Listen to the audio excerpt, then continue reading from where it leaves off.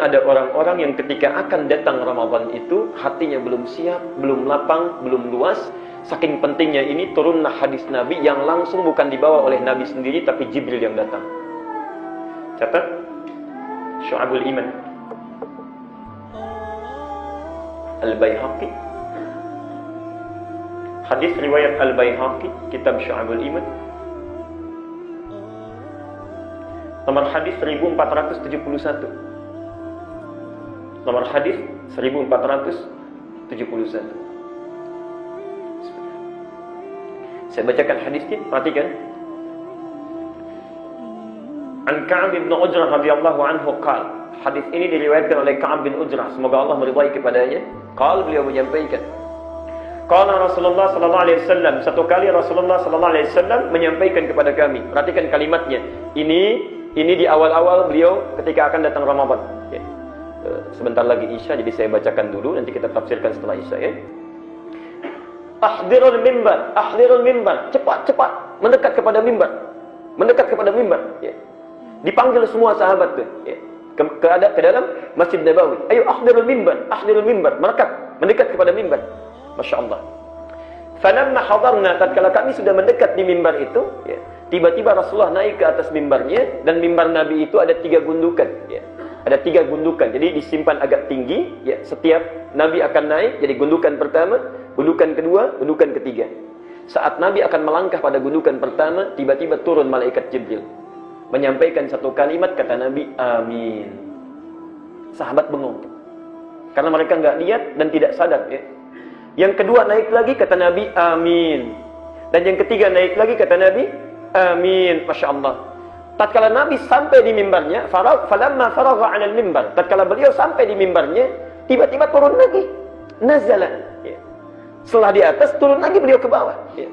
Tatkala itulah sahabat keheranan sampai mereka mengatakan, faqulna ya Rasulullah, maka kami berkata, ya Rasulullah, sami'na syai'an lam nakun nasma'hu min qablu, kami telah dengar satu kalimat yang belum pernah kami dengar sebelumnya.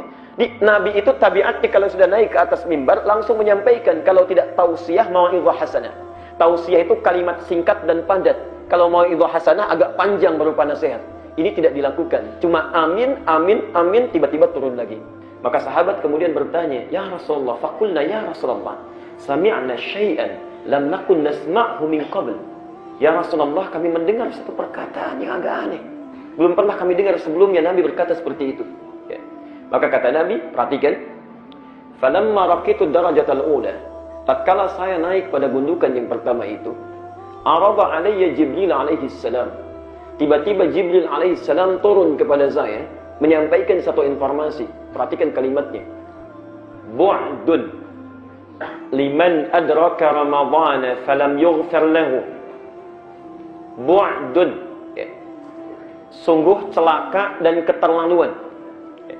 Jadi di bahasa Arab itu ada celaka saja, tapi tidak menunjuk makna terlalu. Itu biasanya diungkapkan dengan kata wail, ya. Wailul lil mutaffifin, celaka orang-orang yang curang. Wailul lil musallin, celaka orang-orang yang salat, yang lalai dalam salatnya. Itu wail, celaka, ya. Tapi kalau celaka sekaligus menunjuk makna terlalu, ya. Kalau ada orang celaka, ini yang paling terlalu, ya.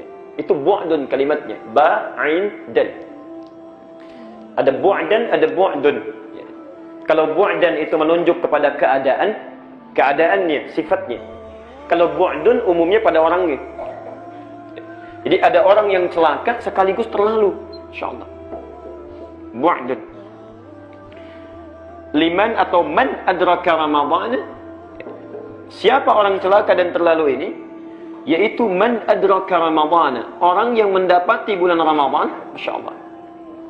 Jadi Ramadan datang bertamu ke tempatnya, ya, bertamu pada dirinya.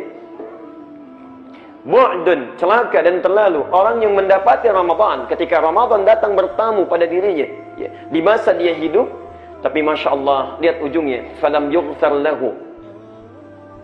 Falam yughfar lahu, namun tidak mampu diampuni dosa-dosanya di bulan itu.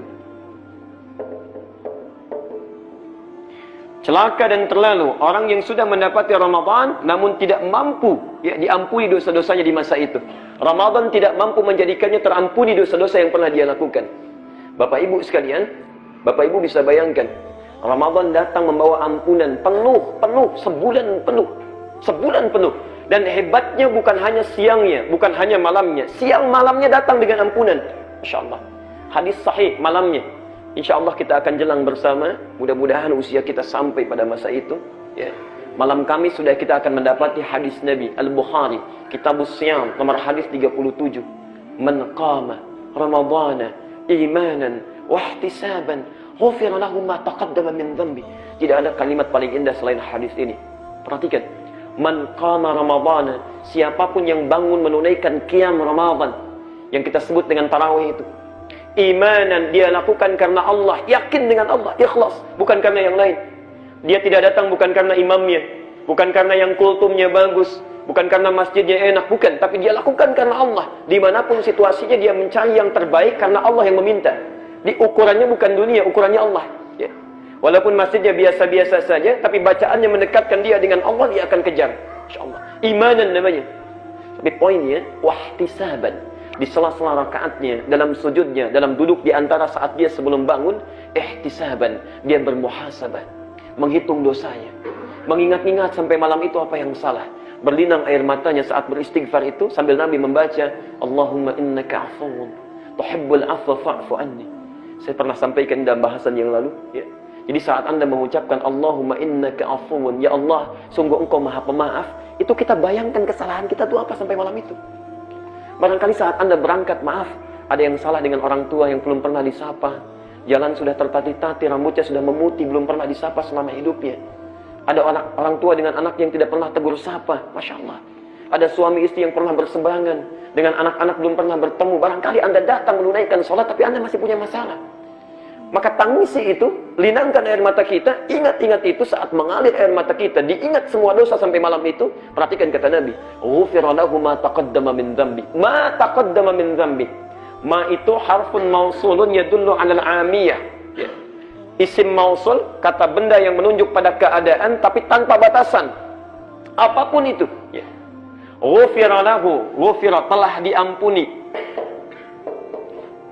Pakai madhi. Bentuknya pasten. Ya. Kalau bentuk pasten itu nggak usah ditanya, pasti artinya. Pasti dari Allah. Ya. Karena itu setiap kalimat menggunakan bentuk pasten dan bentuknya pasif, itu pasti menunjukkan makna yang kuat. Karena itu perintah puasa dibentuk dengan pasten, bentuknya pasif.